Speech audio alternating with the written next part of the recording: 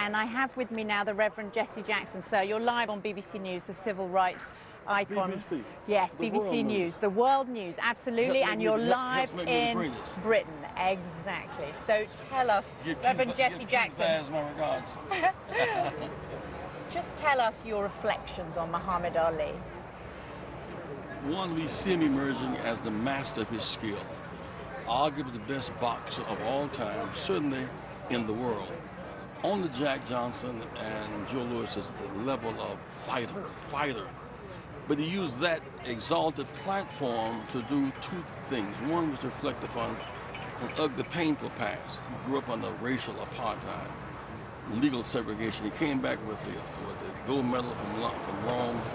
And he couldn't be served here in a restaurant in Louisville. Couldn't be served in a restaurant, couldn't use a library. His parents had to pay taxes and could not vote. They cared more for the horses of the Kentucky Derby than they did for its children. Black soldiers had to sit behind Nazis, POWs on the American military bases. And so he was pained by that, but he didn't internalize his pain. He chose to get better and not bitter. I'm glad, because bitterness blinds. So he kept embracing all people, all religions, and affirming his own religion. And then came crunch time. They said, go to war and kill and be killed. This was in Vietnam when the US Army tried to draft him. And at that time, he had converted to Islam. So this must have been a huge shock for America in the 1960s. This man, this champion boxer, but there he is saying, I won't fight in Vietnam. And in fact, he said, didn't he, that the Viet Cong, he had no quarrel with them. Never call him the N-word. But the more than that is that 3 million Vietnamese were killed, 3 million. 60,000 Americans were killed in that war. We later found it was not a war. We lost lives and money and honor.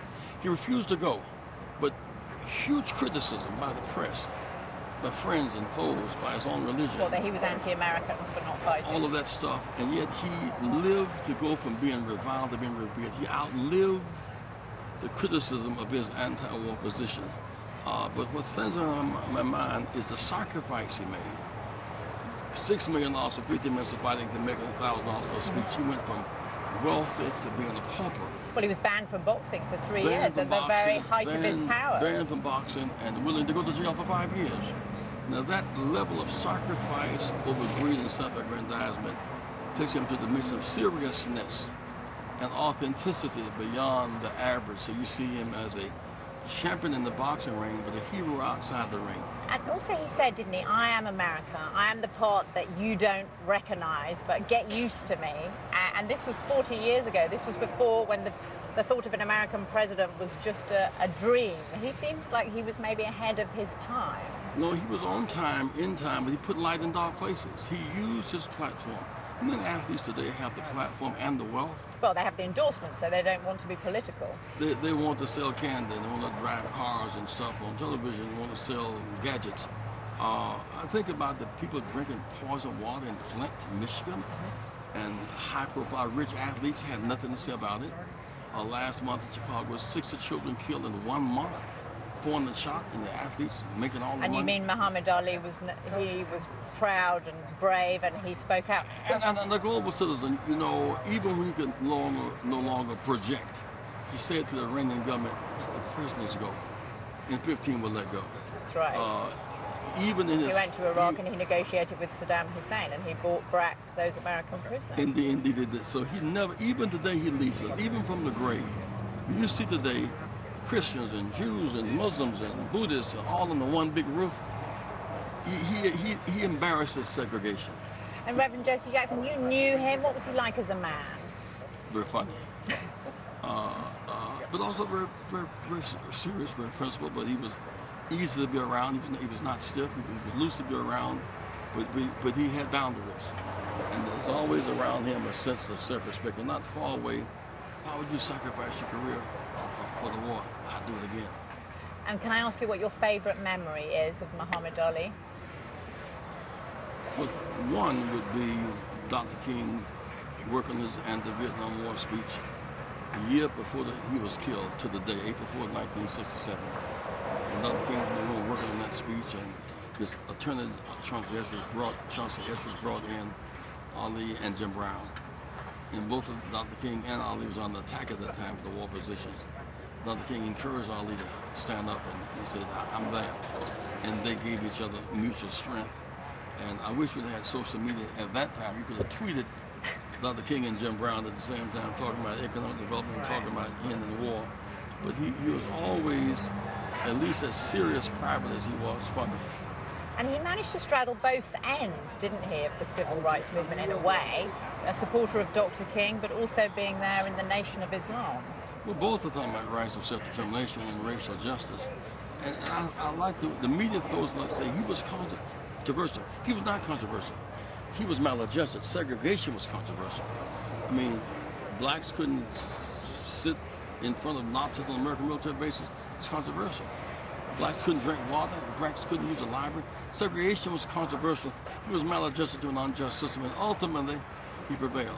Just a final question, if I could, Reverend Jackson. This day was planned so meticulously, wasn't it, by Muhammad Ali? Is this playing out just as he would have wanted it? It couldn't have been better. The weather's beautiful. But more than that, it seems to me that the mixture of people, this is bigger than Dr. King's funeral was. It's a different day in terms of social media outlet. One of the biggest funerals America has ever, outpouring America has ever known, because his global reach, whether it's Sam Mandela, a former boxer in South Africa, standing with the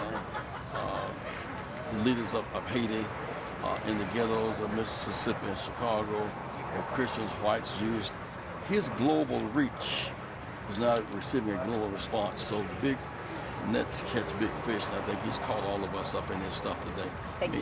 He would have a big fun today. He would enjoy this. Reverend Jesse Jackson. He's still the greatest. He certainly is. Thank you so much for joining us here on BBC News. We appreciate your time. Thank you very much. On this day. Thank you, sir. That was the Reverend Jesse Jackson there, the civil rights leader, with his memories of Muhammad Ali on this day. And you can see there we have the pictures. There's the car carrying Muhammad Ali's casket through the streets of Louisville.